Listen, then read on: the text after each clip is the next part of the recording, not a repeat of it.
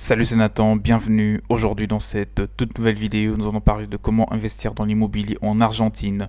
Alors comme vous le savez bien, j'ai quand même fait une série de vidéos dans laquelle je vous ai parlé de plein de pays. Et aujourd'hui, comme vous le savez, comme vous l'avez compris, c'est de l'Argentine que nous allons parler. Je vais quand même vous donner suffisamment d'informations pour vous aider à comprendre déjà le secteur immobilier argentin et surtout réussir à faire un bon investissement et ça le plus rapidement possible. Mais avant de rentrer dans les vifs du sujet de la vidéo, je te conseille de t'abonner à la chaîne en activant la cloche de notification que tu vois juste en bas afin que tu sois tout de suite alerté de toutes les prochaines vidéos qui seront publiées sur l'investissement et des plein d'autres sujets. Donc voilà, abonne-toi, c'est très important. Et si tu veux te faire accompagner afin d'investir dans l'immobilier en Argentine, tu peux me contacter. Mon mail se trouve dans la description de la vidéo pour t'accompagner du début jusqu'à la fin de ton acquisition immobilière sur le marché argentin. Alors l'Argentine est un pays où il s'émêle l'histoire bien vivante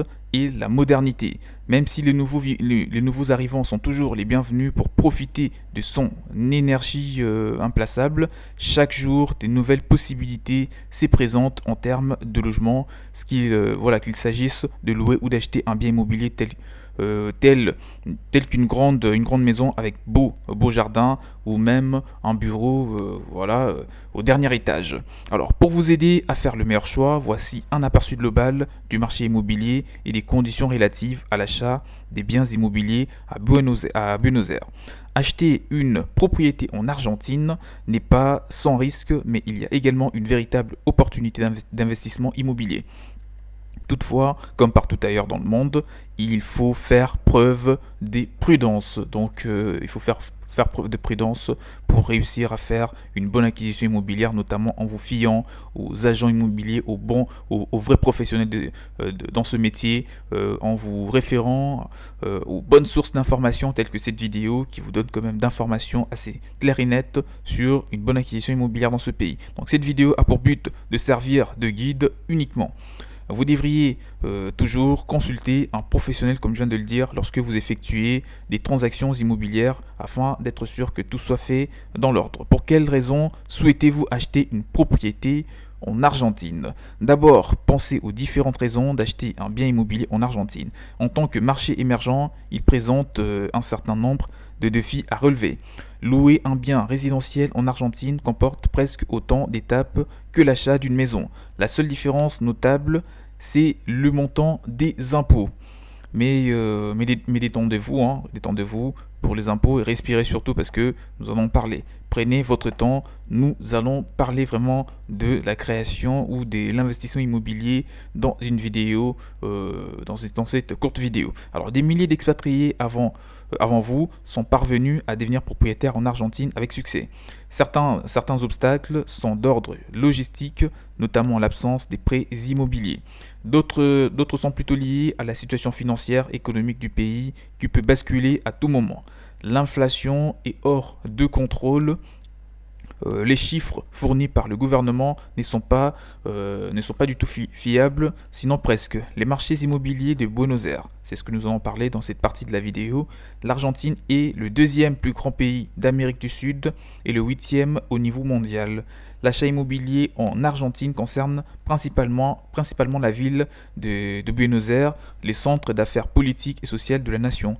Le nombre d'investissements étrangers a fortement augmenté avec les élections qui ont survenu en 2019 et voilà, c'est là pour échanger les choses très prochainement, bien que le pays est toujours en train de patiner un petit peu, mais il y a quand même eu d'évolution, surtout dans les secteurs d'investissement, en particulier dans l'immobilier. La ville possède des bonnes infrastructures et installations routières composées de 48 quartiers ou barrios. Elle abrite 3 millions d'habitants. Donc voilà, la ville de Barrios, je vais dire. Si l'on ajoute à cela la zone métropolitaine de Buenos Aires, la population de la ville s'élève à environ 13 millions d'habitants, soit environ un tiers de recensement national. Alors, nous allons parler des différentes étapes pour acheter une propriété dans la ville de Buenos Aires. Il n'existe actuellement aucune restriction concernant l'acquisition d'un bien immobilier à Buenos Aires par des ressortissants étrangers. Aucune restriction en tout cas. Les acheteurs doivent obtenir un numéro d'enregistrement fiscal, appelé le CDI, avant d'effectuer leur achat. Ils doivent également avoir un compte bancaire dans le pays s'ils ne prévoient pas de devenir résident. Alors, chaque achat immobilier doit être enregistré par un notaire public, un escribano spécialisé dans le traitement des transactions immobilières. L'escribano se charge également de l'enregistrement de la vente de la propriété et du transfert de la propriété également. Alors, engagez un avocat indépendant en droit immobilier que vous aurez trouvé par vos propres moyens. Assurez-vous d'avoir des copies de tous les contrats en anglais et en espagnol une fois que vous avez sélectionné un bien immobilier et fait un dépôt, bien sûr, appelé réservation en Argentine. Vous obtiendrez le contrat de prévente, je veux dire, dans 3 semaines environ, voire moins. Alors, ce qu'il faut savoir sur les financements ou comment financer son projet en Argentine et plus particulièrement dans la ville de Buenos Aires, à l'heure actuelle, aucun prêt hypothécaire n'est proposé aux acheteurs étrangers, même pour les résidents. Les conditions et le taux d'intérêt peuvent être prohibitifs.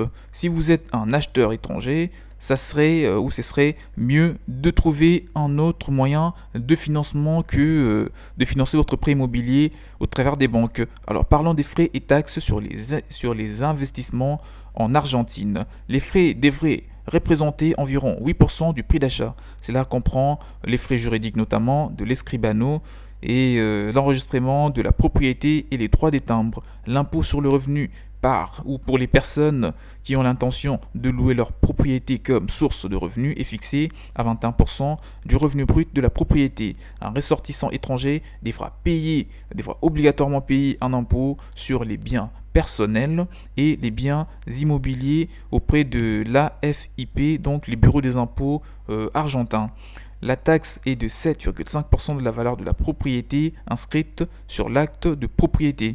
Alors, nous allons parler maintenant des visas, permis de résidence et de travail.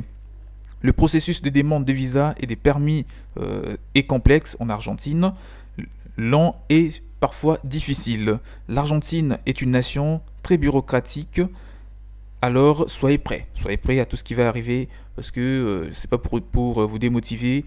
Tout est facile, vous l'avez compris, donc pour investir, il n'y a aucune restriction en tant qu'étranger. Et d'ailleurs, le gouvernement est en train d'encourager un maximum de personnes étrangères qui veulent investir dans l'immobilier, dans la création d'entreprises et dans plein des secteurs, parce que c'est l'un des moyens de s'en sortir de la crise économique et des plein d'autres difficultés.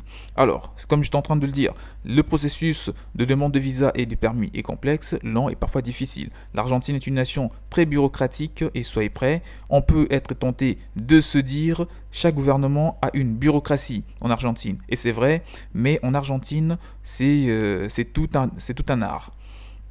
Lors d'une demande pour tout type de visa ou de permis de travail, munisez-vous bien sûr de tous vos documents le plus tôt possible. Avant de démarrer, il faut vraiment avoir tout le document en main pour éviter toutes les mauvaises surprises. Le plus souvent, les documents requis sont le passeport valide au moins d'une année, photo de passeport au format standard, certificat de naissance international, déclaration médicale. Ça, c'est pour l'obtention d'un visa ou permis de résidence. Donc voilà, au permis de résidence et de travail. On trouve passeport valide au moins d'une année, photo de passeport au format standard, d'accord, certificat de naissance international et déclaration médicale. Alors, dans certains cas, un certificat de moralité est également nécessaire. Il existe plusieurs types de visas disponibles, mais le plus demandé est un visa de résidence temporaire. Et bien sûr, qui vous permet de travailler jusqu'à 1 an. Pour cela, vous aurez besoin d'un contrat de travail confirmé et signé surtout. Les budgets nécessaires pour vivre dans la ville de Buenos Aires. Vivre dans les banlieues de Buenos Aires, avec 7 à 10 000 pesos argentins peut s'avérer un peu juste. Pour vivre confortablement, vous aurez besoin de plus, soit environ 20 000 pesos, surtout si vous possédez une voiture. En plein